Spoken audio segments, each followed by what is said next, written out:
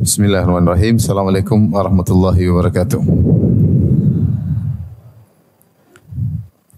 Alhamdulillahi ala ihsani wa syukru lahu ala taufiqihi wa amtinani. Asyhadu an la ilaha illallah wahdahu la syarika lahu ta'ziman li sya'nih wa asyhadu anna Muhammadan abduhu wa rasuluhu da'ila ridwani. Allahumma salli alaihi wa ala alihi wa ashabihi wa ikhwani. Hadirin dan hadirat yang dirahmati oleh Allah Subhanahu wa taala, kita lanjutkan pelajaran kita dari mendulang faedah dari surat Al-Baqarah dan kita sampai pada ayat ke-258. Allah Subhanahu wa taala berfirman, "Alam tara ilal ladzi hajja Ibrahim fi rabbih an atahu Allahul mulk." Tidakkah engkau memperhatikan orang yang mendebat Ibrahim tentang Allah Subhanahu wa taala, tentang Rabbnya Ibrahim, tentang Allah. An atahullahul mulk, ketika Allah telah memberikan kepada orang tersebut kekuasaan. Idz qala Ibrahim rabbiyalladzi yuhyi wa yumit. Tatkala Ibrahim berkata, Rabbku dialah yang menghidupkan dan mematikan. Qala ana uhyi wa umit. Maka orang tersebut berkata, aku juga menghidupkan dan mematikan. Qala Ibrahim fa inna Allah ya'ti bisyamsi minal masyriq. Maka Ibrahim berkata, sungguhnya Allah yang telah menerbitkan matahari dari timur. Fa'ti biha minal maghrib. Maka datangkanlah, kalau engkau memang Tuhan, datangkanlah atau terbitkanlah matahari dari barat. Ya. Fabuhital ladzi kafar, maka orang kafir tersebut pun menjadi bingung. Wallahu la yahdil qaumadz zalimin. Sungguhnya Allah tidak memberikan petunjuk kepada orang-orang yang zalim. Ayat ini menjelaskan tentang perdebatan antara Nabi Ibrahim dengan seseorang yang kafir, yang sombong, yang merasa dirinya bisa seperti Tuhan. Banyak ahli tafsir mengatakan dia adalah Namrud, Raja Namrud. Ada yang pakai dal, ada yang mengatakan pakai zal, Namrud atau Numrud atau Namrud pakai zal ya. Yang raja ini dialah yang tinggal di Babil, dan Babil adalah di Irak. Dan Irak atau Babil adalah negeri asal Nabi Ibrahim alaihissalam. Ibrahim alaihissalam berasal di Babil.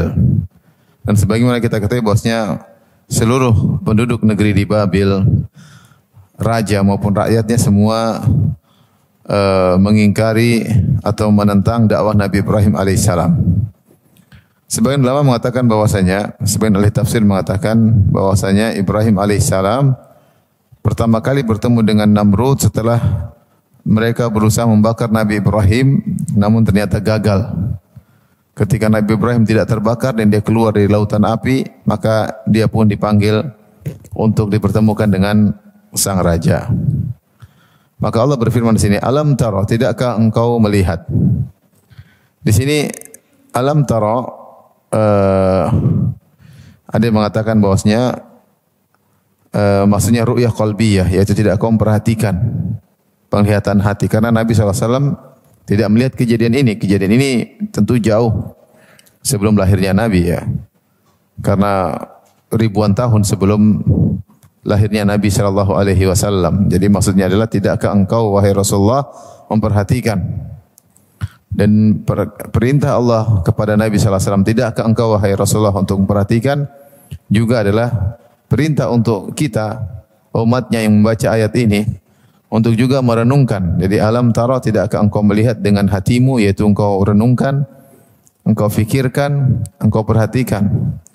Yang sebagian ulama seperti Tahir bin Ashur dan juga diikuti oleh Syekh Shalih Al-Utsaimin rahimahullahu taala, yang dimaksud dengan tidak kau memperhatikan yaitu yatadamman ta'ajjub, yaitu memberikan seakan-akan Allah berkata, tidakkah kau takjub dengan diskusi ini? Ya, tidakkah kau takjub dengan diskusi ini? Tidakkah kau memperhatikan tentang kejadian yang menakjubkan ini? Jadi bukan kejadian sembarangan, tapi kejadian yang menakjubkan, yang membutuhkan perenungan dan perhatian dalam memahami kejadian atau diskusi ini. Yaitu ketika terhadap orang yang mendebat Ibrahim, haja Ibrahim, maksudnya dia mendebat Ibrahim fi rabbih, tentang Rabbnya Ibrahim, yaitu Allah Subhanahu wa taala. Seakan-akan dia bertanya kepada Ibrahim, siapa Tuhanmu? Siapa Tuhanmu? Lalu Ibrahim menjawab, Rabbiyalladzi yuhyi wa yumiit. Rabbku dialah yang menghidupkan dan mematikan. Tapi kenapa dia sampai mendebat Ibrahim dan dia merasa dia juga Tuhan dia? Orang Raja Namrud ini. Allah berfirman, an atahullahul mulk. Karena Allah telah memberikan kepada dia kekuasaan. Sampai sebagian ahli tafsir mengatakan Raja Namrud ini umurnya panjang, kekuasaannya luas. Sampai umurnya 400 tahun. Ada yang mengatakan umurnya sampai 400 tahun. Intinya ratusan tahun, umurnya panjang. Dan kekuasaannya luas. Di dunia ini ada 2 raja kafir yang kuasanya luas dan 2 raja yang hebat Muslim. Adapun yang kafir adalah Namrud dan Fir'aun. Ya. Namrud dan Fir'aun. Ada yang mengatakan Namrud dan Nebukadnezar. Ya. Bakhtasarsar kalau bahasa kita. Kekuasaannya luas. Adapun Muslim seperti Nabi Daud, Nabi Sulaiman. Ya. Tapi Namrud ini adalah seorang yang kekuasaannya luas dan dia umurnya panjang. Karena begitu luas kekuasaannya dan dia merasa nikmat ratusan tahun dan dia tidak mati-mati, dia merasa dirinya apa? Tuhan. Dia merasa dirinya Tuhan. Dan ini makanya para ulama menyebutkan seorang kalau diberikan kenikmatan yang terus-menerus bisa buat dia lupa diri, ya. Kata Allah Subhanahu wa taala, "Kalla innal insana la yatagha." Ketahuilah manusia itu akan melampaui batas. Sewenang-wenang, berbuat kelaliman. Ara'ahu istaghna, tatkala dia merasa dia telah kaya. Kalau seorang kaya tidak berhenti-berhenti, enggak usah ratusan tahun. 30 tahun, 40 tahun kaya, tidak pernah menderita kerugian, tidak pernah ekonominya turun, mungkin dia sombong, dia sombong dan angkuh. Lihatlah bagaimana Raja Namrud, karena Allah menyebutkan kenapa dia sombong, kenapa dia mengaku dirinya sebagai Tuhan. Allah sebutkan an atahullahul mulk, karena Allah berikan dia apa? Kekuasaan. Itu yang buat dia menjadi sombong dan angkuh. Bagaimana tidak sombong dan angkuh? Kekuasaannya luas, umurnya ratusan tahun, sehingga kesombongan tersebut berakumulasi pada dirinya, bertumbuk-tumbuk sampai akhirnya dia merasa dirinya juga hebat seperti Tuhan. Itulah juga yang dialami oleh Fir'aun. Fir'aun demikian juga. Fir'aun disebutkan memiliki umur yang panjang, kekuasaannya luas, sehingga kesombongan ya berkumpul pada dirinya sedikit demi sedikit sampai akhirnya dia merasa sebagai Tuhan. Dia merasa sebagai Tuhan. Inilah Namrud. Ya. Makanya Ibnu Qayyim menyebutkan bahwasanya di antara hikmah Allah memberikan musibah kepada kita, memberikan kegagalan, memberikan penyakit agar kita tidak terkena penyakit sombong. Makanya terkadang kita sakit agar kita tidak pede dengan kesehatan tubuh kita. Sakit, udah olahraga setengah mati, udah fitness setengah mati, udah jaga makan setengah mati, ternyata sakit juga. Ya sudah, agar tidak sombong. Coba kalau enggak pernah sakit, nanti semua karena saya sering fitness, karena saya sering olahraga, makanya saya enggak pernah sakit. Ya. Dikasih sakit ya, baru tahu bahwasanya sehat dan sakit itu nikmat dari itu urusan Tuhan. Kau hanya berikhtiar. Demikian juga kalau orang ternyata bekerja selalu berdagang tidak pernah rugi, untung selalu, untung, lama-lama sombong. Dia merasa bahwasanya dia bisa berhasil karena dirinya sendiri. Ketika Allah kasih dia rugi sesekali atau beberapa kali kerugian, dia tahu bahwasanya untung rugi urusan Tuhan. Dia hanyalah berikhtiar. Ya. Kalau orang dikasih ilmu tidak pernah lupa, hafalannya bagus terus, tidak pernah salah ketika menjadi imam, tidak pernah salah ketika menyampaikan materi, dia sombong. Bahwasanya saya begini, ternyata terkadang dia lupa. Terkadang bahkan imam lupa pada ayat-ayat yang mudah, dia lupa. Agar dia tahu bahwasanya hafalan kuatnya itu dari Allah Subhanahu wa taala. Karenanya sampai Ibnu Qayyim menyebutkan bahwasanya penyakit-penyakit, musibah-musibah yang menimpa adalah untuk menghilangkan penyakit Fir'aun. Karena Fir'aun terkena penyakit kesombongan dan keangkuhan sampai merasa menjadi Tuhan itu karena tadi karena tidak pernah mendapat apa? Musibah, tidak pernah dapat musibah. Nah, orang ini dia Namrud ini merasa dirinya sebagai Tuhan. Kenapa? An atahullahul mulk. Karena Allah memberikan dia kekuasaan. Akhirnya dia merasa diri sebagai Tuhan. Idz qala Ibrahim rabbiyalladzi yuhyi wa yumiit. Seakan-akan dia bertanya, Ibrahim, siapa Tuhanmu? Ketika Ibrahim kemudian menjawab, rabbiyalladzi yuhyi wa yumiit. Rabbku adalah yang menghidupkan dan mematikan. Dan ini jawaban yang paling telak di antara ciri utama Tuhan, bisa menghidupkan dan mematikan. Karena di sampai zaman sekarang ini tidak ada yang bisa menghidupkan. Siapa yang bisa menghidupkan? Satu dunia suruh berkumpul untuk membuat ruh, enggak ada yang bisa bikin. Taib, ada orang bikin telur palsu, oke bisa. Tapi telurnya kalau dieram tidak bakalan menetas. Tidak bakalan menetas karena yang memberikan ruh, memberikan nyawa siapa? Tuhan. Tidak ada yang bisa bikin nyawa. Tidak ada yang bisa bikin nyawa. Tidak usah nyawa, bahkan tumbuhan. Ya. Makanya dalam hadis qudsi kata Allah Subhanahu wa taala, wa man azlamu mimman dhahaba yakhluqu ka khalqi falyakhluqu dzarratan aw yakhluqu sya'iratan. Dalam hadis qudsi kata Allah Subhanahu wa taala tentang orang yang bikin patung, kata Allah, siapa yang lebih zalim dari orang yang mencoba membuat patung-patung seperti ciptaanku, meniru-niru. Coba mereka ciptakan semut, bisa enggak ciptakan semut? Ciptakan semut, bisa bergerak, bisa beranak pinak, punya ruh, punya nyawa, enggak ada yang bisa. Jangan sebut. Awil yakhluqu sya'iratan, suruh bikin biji gandum yang kalau ditanam tumbuh. Siapa yang bisa? Seluruh profesor alam semesta berkumpul bikin biji yang kalau ditanam, dia bikin sendiri ya, bukan ngambil biji dari pohon yang ada, bikin sendiri. Terus biji ini dari suatu ini kalau ditanam kemudian tumbuhnya nanti begini. Siapa yang bisa bikin? Bayangkan biji tanam kemudian jadi jagung atau jadi mangga, bayi kecil masukin tahu-tahu keluar ada batangnya, kemudian ada buahnya. Jadi mangga aromanis. Siapa yang bisa bikin? Gak ada yang bisa bikin. Kenapa? Yang beri kehidupan hanyalah Rabbul Alamin. Maka ketika Nabi Ibrahim ditanya, siapa Tuhanmu? Maka Nabi Ibrahim menjelaskan dengan sifat rububiyah Allah. Maka Nabi Ibrahim berkata, Rabbiyalladzi yuhyi wa yumiit. Rabbku itu dia yang menghidupkan dan mematikan. Ya buktinya manusia pada mati, buktinya makhluk pada mati. Kenapa? Karena ada yang mematikan. Kalau tidak ada yang mematikan, mereka tidak bakalan mati. Maka ada yang mematikan. Itulah ciri Tuhan, di antara ciri Tuhan yang paling utama yang mungkin bisa dilihat bisa dipahami oleh Namrud dan dipahami oleh rakyatnya. Maka Namrud dia mukabarah itu dia apa ya? Ngeyel. Sudah tahu dia salah tapi dia ngeyel. Kemudian dia ngeyel, dia berkata, qala ana uhyi wa umiit. Saya juga bisa menghidupkan matikan. Bagaimana caranya bisa menghidupkan matikan? Maka disebutkan oleh para tafsir, dia ambil 2 orang atau 4 orang. Dia bilang 4 orang ini saya hukum mati. Yang 2 saya biarkan mati, yang 2 saya bebaskan. Maka yang 2 saya biarkan mati berarti saya matikan. Yang 2 saya bebaskan berarti saya hidupkan.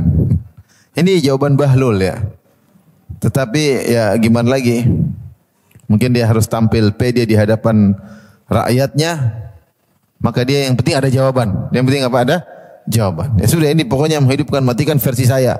Ya. Padahal orang semua tahu ini tidak benar. Bukan itu yang dimaksud. Yang dimaksud menghidupkan matikan adalah memberi kehidupan. Ada suatu benda mati dikasih apa? Kehidupan. Bukan menghidupkan itu memaafkan tidak dibunuh. Ya.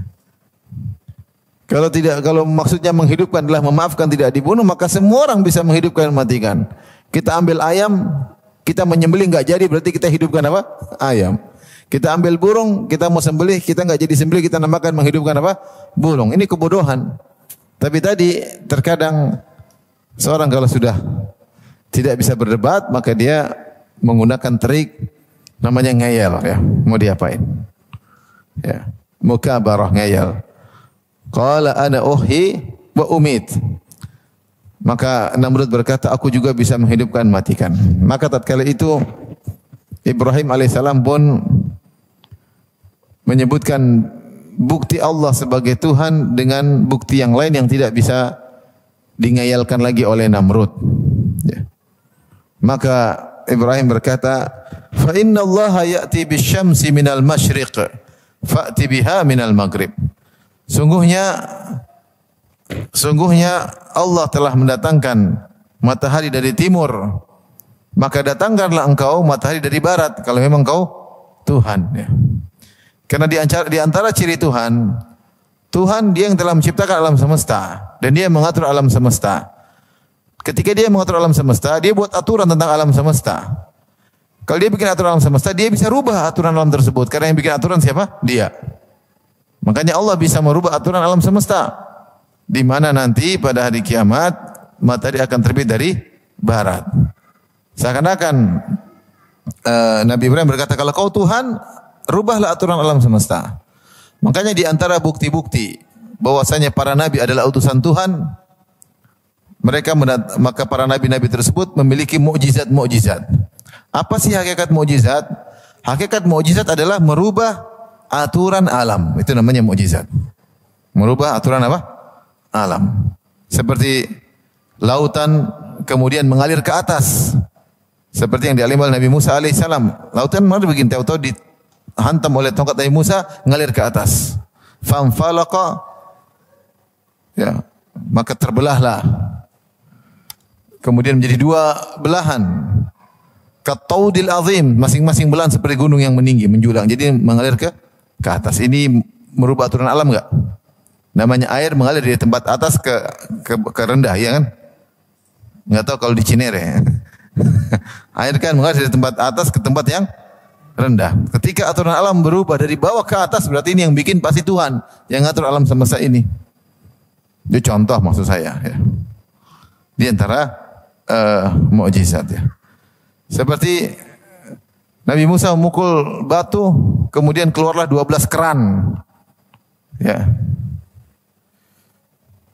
Pukul batu, famfajarat minhu thnata asyrata aina. Maka keluar 12 keran, 12 mata air. Karena Bani Israel ada 12 suku. Batu tersebut dibawa-bawa oleh mereka. Batu enggak ada airnya. Batu kering. Tahu-tahu bisa berubah aturan, keluar air. Ini berarti apa? Mukjizat. Ya. Kira-kira seperti itulah mukjizat. Itu perubahan tatanan alam, aturan-aturan alam. Rumus fisika tidak jalan. Itu namanya apa? Mukjizat. Seperti Nabi SAW tiba-tiba keluar air dari tangannya untuk orang berwudu. Dari mana keluar air banyak orang berwudu? Atau makanan tadinya sedikit tiba-tiba menjadi banyak. Diambil enggak habis-habis. Ini keluar dari tatanan alam. Ini namanya mukjizat. Disebut khawariqul adah. Keluar daripada adat atau kebiasaan aturan alam. Nah, kalau kamu Tuhan wahai Namrud, ini alam ada aturannya. Matahari terbit dari timur, terbenam di mana? Di barat. Fa'ti biha minal maghrib. Kalau gitu terbitkanlah matahari dari barat. Maka saya akui kau Tuhan. Ketika itu dia tidak bisa ngeyel lagi. Gimana mau ngeyel coba? Nggak bisa ngeyel. Kalau hidup dan mati dia bisa ngeyel. Dia bisa ngeles maksud saya. Dia bisa ngeles, ngeyel dan ngeles. Tapi kalau diminta matahari terbit dari timur, dari barat menuju timur, dia tidak bisa ngeles lagi. Fabuhital ladzi kafar, dia pun bingung bagaimana cara menjawabnya. Buhit artinya mengatakan tahayyar, dia bingung bagaimana menjawabnya dan dia kafir. Wallahu la yahdil qaumadz zalimin. Allah tidak memberi hidayah kepada orang-orang yang zalim. Dia zalim. Sehingga dia tidak beriman. Sudah jelas dia bukan Tuhan. Dia sudah tahu Ibrahim luar biasa. Baru ada mukjizat terjadi pada Ibrahim, badannya tidak terbakar. Aturan alam, api itu membakar kulit, api itu membakar jasad. Ibrahim tidak terbakar. Harusnya dia tahu ini adalah utusan Tuhan, karena Tuhan merubah tatanan aturan alam. Yang Allah berfirman, "Qulna ya naru kurni bardan wa salaman ala Ibrahim." Kami berkata, wahai api, jadilah kau dingin dan selamat untuk Ibrahim. Jadi Ibrahim setelah keluar dari api ketemu dengan Namrud. Ya, ketemu dengan Namrud. Namun meskipun sudah nampak mukjizat, di hadapan matanya dan sudah kalah debat. Wallahu la yahdil qaumadz zalimin. Allah tidak beri hidayah kepada orang-orang yang zalim ya. Seandainya kenapa ada sebab yang menghalangi dia dapat hidayah, dia berbuat zalim. Jadi berbuat zalim sehingga Allah tahu wallahu a'lamu bil muhtadin. Allah lebih tahu mana yang berhak mendapat hidayah. Seperti Namrud tidak pantas untuk mendapatkan hidayah. Para ahli tafsir menyebutkan Namrud ini akhirnya tewas. Tewasnya bagaimana? Allah kirim ba'ud, nyamuk atau semacam lalat, makhluk kecil masuk di hidungnya, kemudian menggerogoti kepalanya masuk di otaknya. Ada disebut selama 40 hari seperti itu. Ada yang mengatakan lebih dari itu. Maka dia pun merasa kesakitan dengan gigitan serangga tersebut yang masuk di hidungnya, kemudian masuk di otaknya, menggerogoti otaknya. Dia merasa kesakitan luar biasa. Sehingga orang yang paling dia senang adalah yang mukul kepalanya. Kalau mukul kepalanya merasa enak. Ya, seperti antum kalau sakit kan kalau dipijit enak atau tidak? Pernahkah berkumpul antara sakit dengan enak sekaligus? Ada, pijit ya kan? Pijit sakit tapi enak. Aduh, itu enak. Namrud juga begitu. Dia kemasukan serangga di kepalanya dipukul. Dia senang kalau orang mukul, mungkin mukulnya benar. Tak, tak, tak. Bagian tertentu dia paling senang sama orang tersebut. Sampai akhirnya dia mati selama 40 hari. Orang yang sombong ini ternyata mati dengan serangga yang sangat kecil, yang hina, nyamuk ya. Dan demikianlah Allah terkadang menghantam kesombongan seorang dengan sesuatu yang di luar dugaan mereka ya. Seperti kaum Ad yang sombong dengan kekuatannya. Allah matikan kaum Ad bukan dengan dikirim besi untuk menghantam mereka atau dikirim halilintar membakar mereka. Allah kirim angin, udara. Udara tapi luar biasa ngangkat mereka, goyang mereka di angkasa, di langit sampai di udara sampai akhirnya keluarlah semua usus mereka. Kemudian mati ya. Namrud yang sombong ini ternyata Allah cuma kirim ba'ud ya. Nyamuk dikirim, kemudian dia kesakitan akhirnya dia mati. Tapi ini adalah kisah yang menakjubkan yang menunjukkan bagaimana ada orang kok bisa ngaku sebagai Tuhan ya. Karena kenikmatan yang begitu besar yang dia rasakan sehingga dia semena-mena, dia sombong, akhirnya dia merasa dirinya sebagai Tuhan dan akhirnya dia berdebat dengan Nabi Ibrahim dan ternyata dia tidak dapat hidayah. Ya. Dan Tahir bin Ashur menyebutkan ini salah satu dari aplikasi dari ayat sebelumnya yang Allah mengatakan ya, Allahu waliyul ladzina amanu yukhrijuhum minadh-dhulumati ilan nur. Wal ladzina kafaru awliya'uhumut taghut yukhrijunahum minan nuri iladh dhulumat. Allah adalah wali atau pengurus orang-orang yang beriman. Allah keluarkan mereka dari kegelapan menuju cahaya Allah. Adapun orang-orang kafir, maka wali-wali mereka adalah tagut-tagut, syaitan, iblis dan yang lainnya yang mengeluarkan mereka dari cahaya menuju ke zulumat, kegelapan. Ya, lihatlah Namrud tetap dalam kesesatannya, tidak keluar menuju jalan terang benderang, padahal jalan kebenaran sudah di hadapan dia dengan jelas.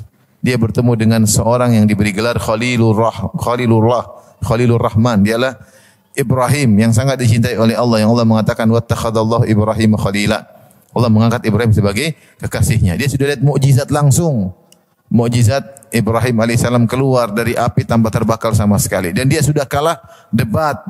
Namun kalau Allah tidak kasih hidayah, tidak bisa bakalan dapat hidayah.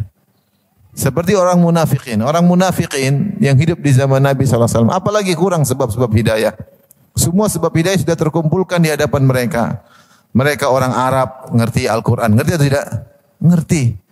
Kita enggak ngerti bahasa Arab. Abdullah bin Ubay bin Salul jago bahasa Arab. Sejak lahir tahu bahasa Arab. Dia ngerti kaidah-kaidah Arab. Dia ngerti tentang agungnya Al-Quran. Al-Quran turun dengan bahasa yang menakjubkan.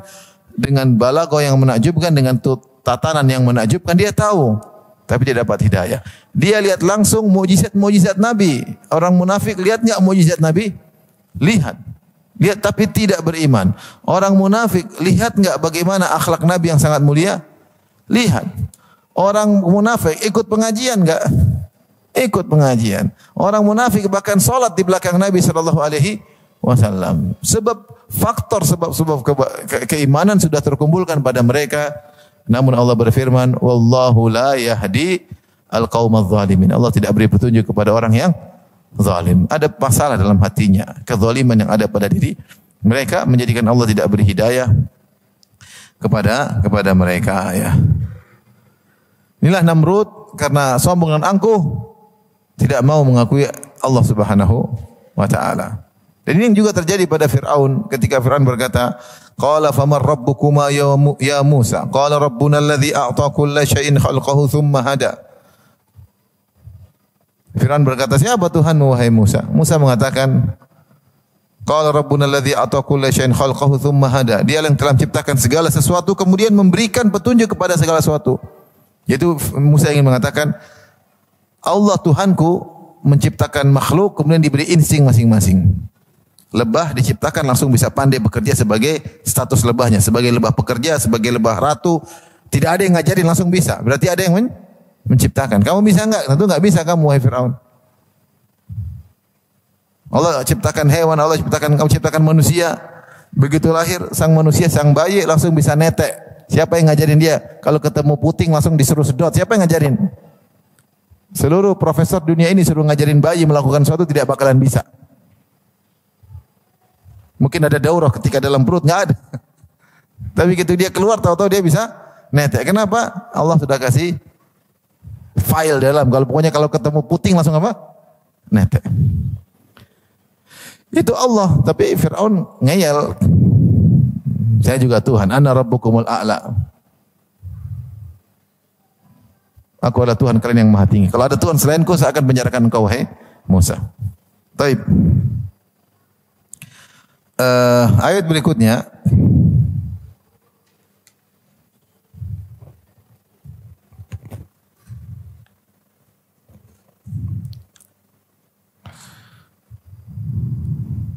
Oleh karena ini peringatan, kata Syekh Utsaimin rahimahullahu taala, di antara faedah hadis ini, ya. At-tahdhiru minadz zulm, peringatan keras terhadap perbuatan zalim. Liqaulillahi ta'ala, wallahu la yahdil qaumadz zalimin. Karena firman Allah, Allah tidak memberi petunjuk kepada orang yang zalim. Jangan berbuat zalim. Zalim itu penghalang hidayah luar biasa. Hati-hati. Wa minadz zulmi an yatabayyana lakal haqq fatujadilu linusrati qaulika. Di antara bentuk kezaliman sudah jelas kebenaran tapi kau ngeyel dalam rangka untuk membela dirimu sendiri. Ini bahaya. Makanya terkadang ahlul bidah susah untuk dapat hidayah. Kenapa? Sudah tahu ahlus sunnah benar tapi karena ada kepentingan duniawi dia tidak mau. Dia sudah tahu dia ngeyel. Kenapa? Kepentingan duniawinya. Dia tahu ini kebenaran. Orang seperti ini susah dapat hidayah. Karena dia membela kebatilan setelah dia tahu itu kebatilan. Ya.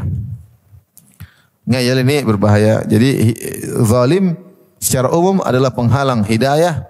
Dan di antara bentuk kezaliman, engkau sudah mengetahui perkataan seorang benar, tapi kau ngeyel membantahnya demi untuk membela pendapatmu karena ada kepentingan-kepentingan duniawi yang tidak ingin lepas darimu.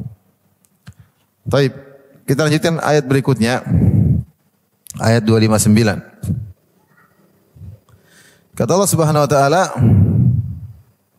"Au kalladzi marra 'ala qaryatin wa hiya khawiyatun 'ala urushiha." Atau apakah kamu tidak memperhatikan orang yang melalui suatu negeri yang temboknya telah rubuh menutup atapnya? Khawiyatun 'ala urushiha. Qala anna yuhyi hadhihi Allahu ba'da mautiha. Orang ini berkata, bagaimana Allah bisa menghidupkan kembali negeri ini setelah hancur? Bagaimana Allah bisa memakmurkan kembali negeri ini setelah hancur lebur seperti ini? Kosong, hancur, lebur, tidak ada penghuninya. Dia terbetik dalam hatinya, kemudian dia ucapkan, "Anna yuhyi hadhihi Allahu ba'da mautiha." Bagaimana Allah bisa menghidupkan kembali negeri ini yang sudah hancur? Fa amatahu Allahu mi'ata amin tsumma ba'atha. Kemudian Allah pun matikan orang ini selama 100 tahun. Tsumma ba'atha, kemudian Allah hidupkan, yaitu Allah berikan lagi rohnya, kembalikan lagi rohnya. Qala kam labitha, kemudian Allah bertanya kepada dia, berapa lama kau tinggal di sini, tidur di sini? Qala labithtu yauman aw ba'dha yaum. Aku merasa bahwasanya aku tidur atau aku mati cuma sehari atau setengah hari. Sehari atau setengah hari. Qala, Allah jelaskan, bal labithta mi'ata amin. Justru sebenarnya engkau itu sudah mati selama 100 tahun. Fanzur ila ta'amika wa syarabika lam yatasannah. Lihatlah kepada makanan dan minumanmu yang tidak berubah sama sekali, ya. Allah jaga meskipun setelah 100 tahun. Wanzur ila himarika wa linaj'alaka ayatan linnas. Lihatlah kepada himarmu, yaitu keledaimu. Bagaimana Allah buat proses keledai tersebut hidup kembali. Wa linaj'alaka ayatan linnas, dan agar kami menjadikan engkau sebagai tanda kekuasaan kami kepada orang-orang. Wanzur ilal idhami kaifa nunshizuha thumma naksuha lahma. Lihatlah kepada tulang-tulang bagaimana kami menyusunnya kembali. Thumma naksuha lahma, kemudian kami bungkus dengan daging. Falamma tabayyana lahu, tatkala jelas baginya, qala a'lamu anna Allah ala kulli syai'in qadir. Dia berkata, aku mengetahui bahwasanya Allah Maha Kuasa atas segala sesuatu. Ini au adalah ataf kepada apa ataf ya? Kata gandeng itu ataukah alam taro ila alladhi marra ala qaryah. Kalau kita terjemahkan secara tafsir, ya, di ayat sebelumnya Allah mengatakan alam taro ila alladhi haja Ibrahim. Tidakkah engkau melihat kisah menakjubkan tentang seorang yang berdebat Ibrahim tentang Allah? Faham? Itu Raja Namrud. Tidakkah kau merenungkan tentang kisah menakjubkan itu perdebatan Raja Namrud kepada Ibrahim? Kemudian juga ayat berikutnya maknanya, ataukah tidakkah kau memperhatikan kisah yang menakjubkan tentang seorang yang melewati negeri yang sudah hancur? Maksudnya demikian. Ayat ini juga disuruh kita untuk merenungkan, memperhatikan karena kisahnya menakjubkan. Kisahnya menakjubkan, di balik kisah ini banyak sekali faedah dan banyak sekali petunjuk, ya. Taib. Allah berfirman, "Au kalladzi marra ala qaryah," atau lihatlah tentang seorang yang menakjubkan yang sedang melewati sebuah negeri. Khilaf di kalangan para ahli tafsir, siapa orang ini dan apa negeri tersebut? Siapa orang ini yang sedang melewati sebuah negeri dan negeri ini apa yang dilewati? Khilaf. Ada pun orang tersebut, ada yang mengatakan dia seorang saleh dari Bani Israel. Ada yang mengatakan dia adalah Armia atau Yeremia kalau istilahnya dalam Bible. Ada yang mengatakan dia Hezekiel. Ada yang mengatakan dia adalah Uzair atau Ezra. Azra, ya. Uzair yang dikatakan oleh orang Yahudi sebagai putra Allah. Ya. Intinya dia orang soleh. Dia orang saleh. Ada yang mengatakan dia seorang nabi, sedang melewati suatu negeri. Negeri ini pun khilaf. Negeri ini maksudnya apa? Ada yang mengatakan dari Baitul Maqdis setelah dihancurkan oleh Bukhtanasar. Nebukadnezar apa? Yang kalau bahasa Arabnya Bukhtanasar, yang telah menghancurkan datang dari Babilonia kemudian menghancurkan Palestina. Di antaranya Baitul Maqdis dihancurkan. Ada yang mengatakan setelah dihancurkan dia suruh anak buahnya semua untuk menyusun batu. Jadi Baitul Maqdis adalah runtuhan. Disusun seperti gunung-gunung, runtuhan-runtuhan. Ya. Allah alam, ini siapa orangnya dan kampung atau negeri yang dilewati yang sudah hancur pun siapa, wallahu alam bisawab.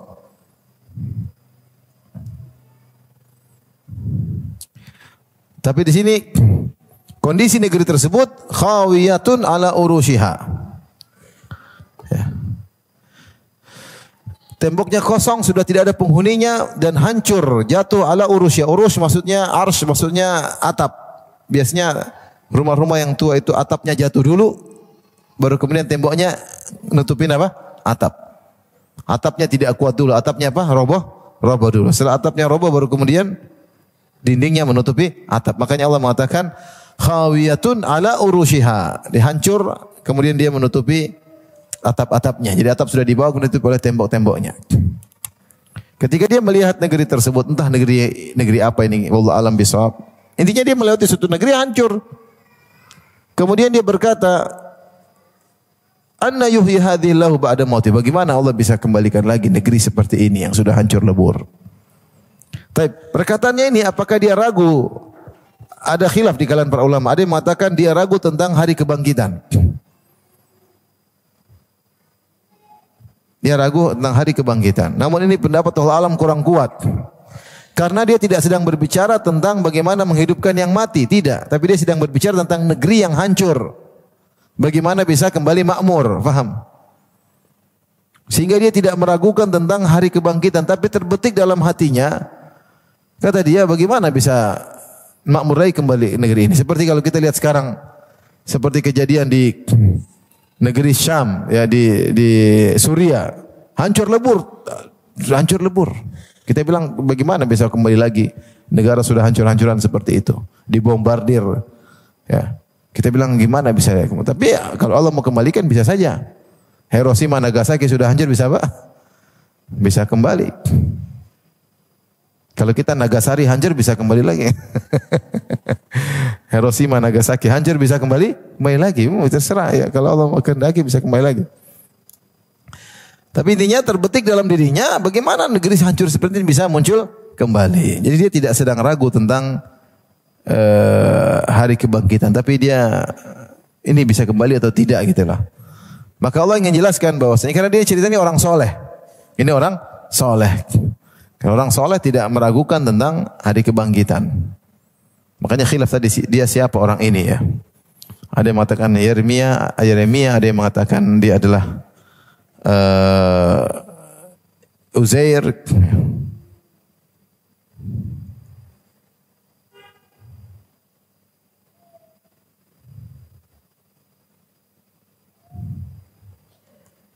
Ada yang mengatakan dia adalah Yehezkiel.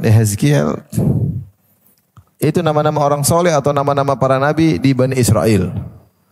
Yang jelas kita nggak tahu siapa orang ini karena nggak ada dalil dari Al-Quran maupun As-Sunnah yang menyebutkan mengidentifikasi orang ini siapa. Allah hanya menyebut ada orang soleh lewat di suatu negeri yang hancur.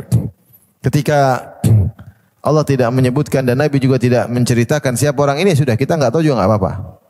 Yang penting kita tahu ceritanya secara global dan kita tahu faedah di balik ini. Intinya orang soleh ini ya ingin bertanya dalam dirinya bagaimana negeri yang sudah hancur seperti ini, tidak ada penghuninya, kemudian atap saja sudah di tanah ditindis dengan tembok-temboknya, bagaimana bisa dimakmurkan kembali? Maka Allah beri jawaban yang lebih daripada itu. Jangankan untuk mengembalikan manusia, hewan yang mati saja bisa dihidupkan kembali, apatah lagi cuma sekedar rumah yang hancur, gedung yang hancur, bangunan yang hancur, negeri yang hancur untuk dimakmurkan kembali mudah bagi Allah Subhanahu wa taala. Maka Allah fa'amatahullah, maka Allah matikan dia. Saya tanya sama antum, Allah matikan dia ketika itu atau sejak zaman azali? Bapak, Ibu, pertanyaan mudah. Ketika dia bilang Allah, bagaimana Allah bisa memakmurkan kembali negeri yang sudah hancur ini? Fa'amatahullah, maka Allah pun matikan dia. Pertanyaan saya sederhana, enggak usah ragu-ragu jawab. Jangan, ini bukan teka-teki. Allah matikan dia setelah dia mengucapkan bagaimana Allah bisa menghidupkan kembali negeri yang sudah hancur ini, atau sejak zaman azali Allah sudah matikan dia? Hah? Habis ngomong lah jelas, habis ngomong kok bisa Allah hidupkan ini? Bagaimana Allah bisa memakmurkan kembali negeri ini? Maka Allah pun matikan dia supaya dia sadar, faham? Atau dia supaya dia tahu tentang maha kuasa Allah. Bukan, ini namanya dalam istilah Ahlus Sunnah wal Jamaah namanya sifat ikhtiyariyah, yaitu Allah melakukan perbuatan-perbuatan kapan Allah kehendaki.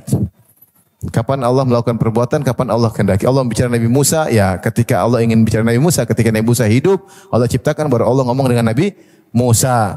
Allah ingin menghidupkan Nabi Musa, ingin mematikan Nabi Musa, ketika itu waktunya Allah hidupkan, waktunya Allah matikan. Beda dengan kaum Asy'ariyah yang mereka menolak sifat-sifat ikhtiyariyah. Mereka mengatakan Allah semuanya terjadi sejak azali, perbuatan-perbuatannya semua sifat-sifatnya sejak azali tidak pernah berubah, sehingga mereka menolak ada namanya perkataan Allah kepada Nabi Musa. Kata mereka enggak ada, tapi Allah sudah bicara sejak zaman azali. Kepada Nabi Musa Allah sudah bicara sejak zaman apa? Azali. Ini susah dipahami dan memang tidak masuk akal ya. Allah mematikan, menghidupkan sejak zaman apa? Azali. Masuk akal tidak? Tidak masuk akal. Karena mereka ngomong begitu karena ada konsekuensi. Mereka bilang Tuhan harus statis, tidak boleh dinamis, tidak boleh ada perubahan sedikit pun, dan macam-macam yang mereka ambil dari akidah Aristoteles dan Plato. Tapi ini bukan bahasan kita. Tapi intinya saya ingin sampaikan bahwasanya Tuhan fa'alu lima yurid. Dia melakukan apa yang dia kehendaki.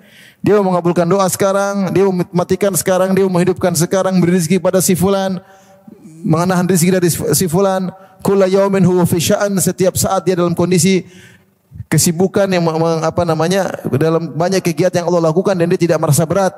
Ngurus langit, ngurus bumi, ngurus matahari, semuanya ringan bagi Allah Subhanahu wa taala. Wala ya'uduhu hifdhuhuma. Tidak ada keberatan bagi Allah ngurusin langit dan bumi dan segala isinya. Tidak ada susah bagi Allah. Tapi dia maha melakukan segalanya. Bukan sejak zaman azali dia lakukan, tapi sekarang dia sedang lakukan. Paham? Itu akidah Ahlussunnah. Kalau akidah Asy'ariyah, Mu'tazilah enggak boleh, semuanya dilakukan sejak zaman azali, sudah selesai, enggak ada lagi kegiatan.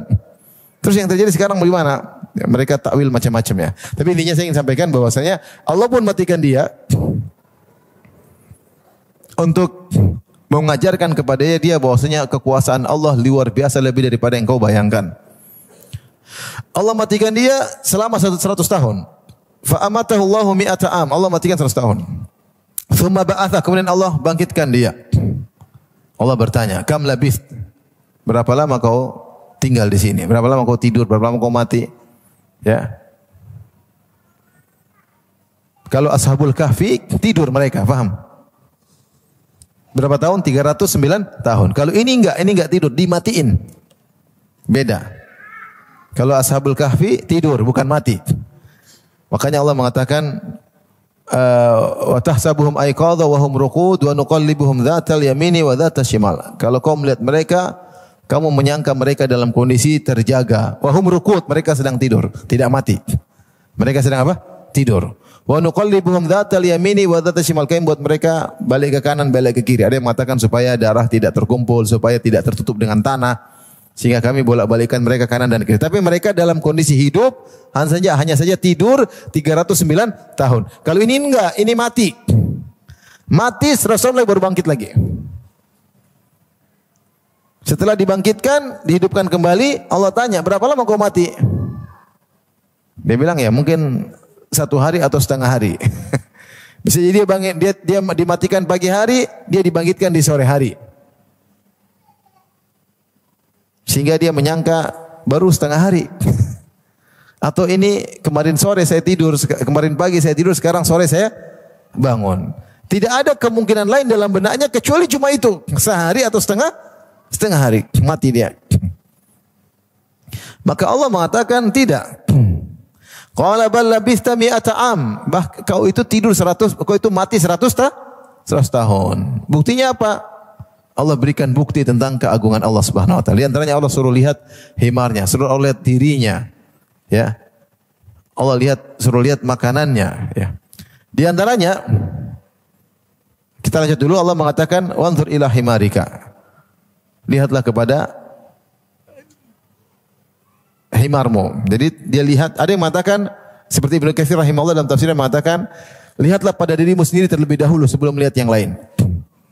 Allah Subhanahu wa taala ketika orang itu sudah mati jadi tulang belulang dirinya sendiri, yang pertama Allah ciptakan kepada dirinya adalah matanya. Allah buat dia matanya hidup. Sehingga dia melihat bagaimana proses tubuh dia kembali. Tulang-tulang dia yang tadi hancur lebur kembali lagi, pasang lagi terus semua daging-daging semua terpasang. Matanya dulu diciptakan oleh Allah Subhanahu wa taala supaya melihat semuanya. Dia lihat tulang-tulangnya sudah hancur, muncul kembali.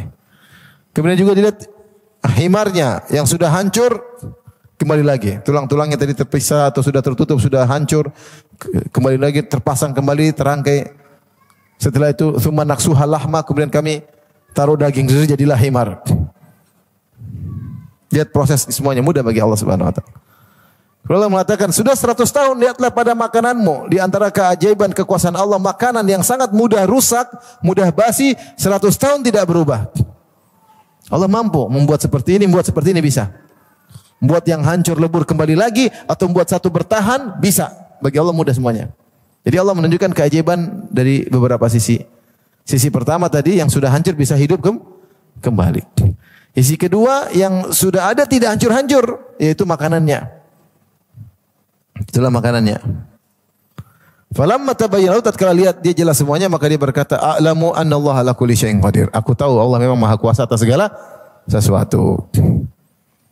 Kalau kita baca Israiliyat, mereka mengatakan adalah Uzair.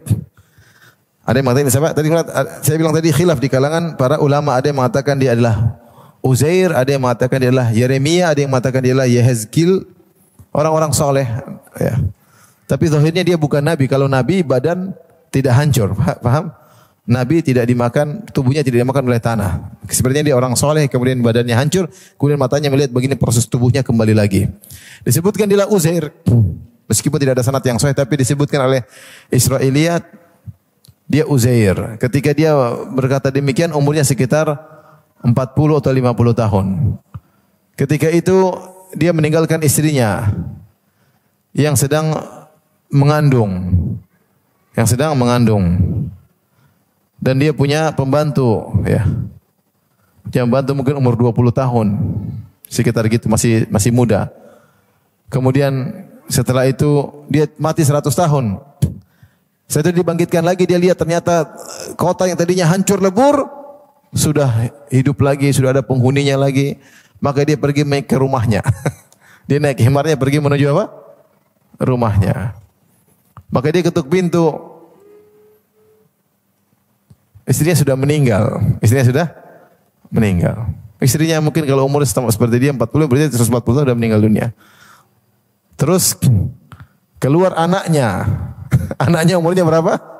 100 tahun. 50 tahun lebih tua daripada dia. Iya atau tidak? Dia kan umur 40 tahun. Kemudian tidur otomatis selama 100 tahun. Ketika dibangkitkan umurnya masih sama kan? 40 atau 50 tahun. Anaknya hidup biasa normal. Umurnya berapa? 100 tahun. Berarti anaknya 50 tahun lebih tua daripada dia. Nak. lebih tua berapa tahun? 50 tahun. Itu berarti dongeng, tapi kenyataan pernah ada, ya. Berarti dongeng. Pembantunya, kamu siapa? Saya Uzair. Uzair sudah, kami sudah kehilangan sudah 100 tahun. Saya Uzair. Kamu siapa? Saya pembantunya. Lah, sudah tua 120 tahun umurnya. Udah buta. Akhirnya Uzair berdoa, kemudian dia bisa melihat kembali. Dia bilang, demi Allah engkau adalah Uzair. Ini Israiliyat, tapi mungkin saja benar, mungkin saja apa? Salah, ya. Di antara kekuasaan Allah Subhanahu wa taala. Ini di antara aplikasi bahwasanya Allahu waliyul ladzina amanu yukhrijuhum minadh-dhulumati ilan nur. Allah adalah pengurus orang-orang beriman. Allah keluarkan mereka dari kegelapan menuju ke cahaya. Di sini orang soleh ini ada syubhat dalam dirinya tentang apakah ini bisa dibangkitkan kota yang sudah hancur bisa makmur kembali. Karena Allah yang ngurusi dia, Allah kuatkan imannya, paham? Maka Allah membantah syubhat tersebut dengan cara Allah Subhanahu wa taala. Makanya kalau seorang beriman kepada Allah, terkadang ada syubhat nanti akan terbantahkan sendiri. Kalau dia benar-benar beriman dan bersandar kepada Allah Subhanahu wa taala. Terkadang dia punya pertanyaan, tahu-tahu Allah kasih jawaban dengan fenomena kehidupan yang dia jalani, ada jawabannya. Oh, ternyata begini. Dan itu sering terjadi. Ya. Seorang bertanya-tanya, kenapa saya mengalami ini? Kenapa saya? Tahu-tahu ada jawabannya setelah itu. Entah berapa tahun, entah berapa bulan kemudian. Oh, ternyata begini. Ya, kenapa? Karena Allah yang ngurusi orang-orang yang beriman. Kalau ada syubhat, ada pertanyaan, terkadang Allah beri jawaban dengan cara Allah Subhanahu wa taala terkait dengan kejadian-kejadian yang dia alami. Tapi kita lanjutkan. Tapi kita lanjut satu ayat lagi. Wa idz qala Ibrahim rabbi arini kaifa tuhyil mauta. Tatkala Ibrahim berkata kepada Rabbnya, Rabbi arini kaifa tuhyil mauta. Ini dialog antara Nabi Ibrahim dengan Allah. Kekasih Allah Khalilur Rahman. Ya Rabbku arini kaifa tuhyil mauta. Ya Allah, tunjukkanlah kepadaku bagaimana kau menghidupkan yang mati? Taib. Ibrahim alaihissalam tidak bertanya tentang mungkinkah kau menghidupkan yang mati? Bukan itu pertanyaannya, bukan itu permintaannya. Karena Ibrahim sudah yakin Allah bisa menghidupkan yang mati. Apalagi Ibrahim alaihissalam yang sudah mengalami berbagai macam mukjizat. Mukjizat bagaimana dia keluar dari apa? Api tidak terbakar. Mukjizat dia ingin menyembelih anaknya, tahu-tahu datang Allah kirim dari langit hewan. Cuma dia ingin tahu aja. Ingin tahu bagaimana cara menghidupkan yang mati. Dia sudah beriman, dia tidak ragu Allah bisa menghidupkan yang mati, tapi dia ingin tahu kaifa tuhyil mauta, bagaimana caramu ya Allah menghidupkan yang mati. Allah bertanya, qala awalam tu'min, apakah kau tidak beriman? Apa jawaban Ibrahim? Qala bala, justru aku beriman. Walakin liyatma'inna qalbi, akan tapi biar hatiku semakin apa? Tenang. Ini dalil bahwasanya iman itu bertingkat-tingkat. Seorang bisa saja beriman, kemudian semakin lagi bertambah apa? Imannya. Ibrahim sudah beriman tentang adanya hari kebangkitan. Tapi kalau dia lihat langsung lebih senang lagi dia agar semakin apa? Mantap apa? Imannya. Agar semakin mantap imannya. Dan Allah memenuhi permohonan Nabi Ibrahim, maka Allah berkata, qala fakhudh arba'atam minat tayri. Ambillah 4 ekor burung. Fasurhunna ilaik. Fasurhunna ada yang maknanya ausikhunna, ikatlah 4 burung tersebut. Ada yang mengatakan fasurhunna ay qatti'hunna, potong-potonglah 4 burung tersebut. Jadi Allah ingin berikan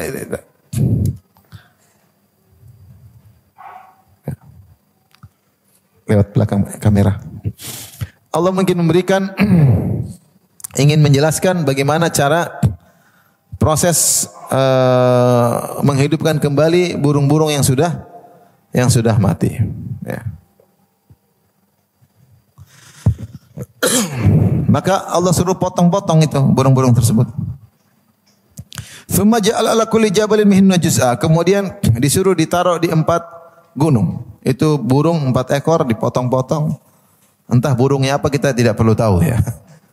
Ada yang bilang burung merpati, ada yang bilang ini mungkin burung gagak, burung enggak ada. Ada khilaf tapi enggak perlu kita tahu burung apa. Yang penting burung, bukan kucing. Yang penting apa? Burung. Jadi ada khilaf-khilaf terkadang disebutkan oleh para ahli tafsir yang tidak ada faedahnya. Maka tidak usah dibahas. Kadang mereka bahas, ini burung apa, enggak usah dibahas. Seperti Ashabul Kahfi, dibahas tentang anjingnya namanya siapa. Ngapain anjing siapa? Namanya Joni, Joko, Jones siapa tersenggah ada urusannya. Enggak ada faedah di balik itu. Enggak ada faedah di balik itu. Seperti dibahas juga di manakah goa tersebut. Ibnu Katsir bantah enggak perlu dibahas. Kalian ke goa tersebut penting di mana lokasinya, Allah akan jelaskan atau Nabi akan menjelaskan. Kalau tidak dijelaskan enggak usah sok tahu di mana goa tersebut. Ya. Ini ada hal-hal yang tidak perlu dibahas ya. Maka ini burung dipotong oleh Nabi Ibrahim, dicampur-campur. Jadi taruhlah 4 tempayan isinya burung. Burung A, burung B, burung C, burung D. Campur-campur dagingnya, campur-campur. Bulunya dicabut-cabutin sama Ibrahim. Dicabut-cabut semua. Bulunya dipindah-pindahin. Campur-campur, darahnya dia campur-campur. Jadi sudah jadi belepotan semua 4 tempayan, gampangannya demikianlah. Kemudian kepalanya dipegang sama Ibrahim. 4 kepala burung A, burung B, burung C, burung B. Kemudian 4 tempayan ini atau 4 burung sudah bercampur tersebut diletakkan, satu di gunung sana, satu di gunung sana. Ada yang mengatakan 4 arah mata angin, semua diletakkan jasad mayat burung-burung, bangkai burung-burung tersebut. Setelah itu kata Allah Subhanahu wa taala, "Tsumma du'uhunna", panggillah mereka, ya'tina kasaya. Ya. Maka panggillah mereka, niscaya mereka akan datang denganmu dengan segera. Artinya cepat. Maka Ibrahim alaihissalam kemudian melakukan yang Allah perintahkan. Kemudian dia duduk di bawah atau dia di bawah. Dia pegang kepala 4 burung tersebut. Kemudian dia panggil, datanglah. Maka langsung tiba-tiba datang. Kumpul semua. Darah kembali dengan darah, tulang dengan tulang, bulu-bulu kepasang kembali, tapi tanpa kepala. Dan dilihat semua. Oh, salah kepalanya. Pindah sini. Nyambung lagi. Mudah bagi Allah enggak? Mudah. Gampang. Kun fayakun. Cepat. Kalau kita suruh masang kembali bulu-bulu kan susah kan. Ini tadi burung yang mana pasang satu-satu susah. Kalau Allah tinggal bilang kun fayakun. Ya. Wa alam anna Allah azizun hakim. Ketahuilah bahwasanya Allah Maha perkasa dan Allah Maha bijak. Ya. Semua ini ada hikmah di baliknya dan semua itu menunjukkan kekuasaan Allah Subhanahu wa taala.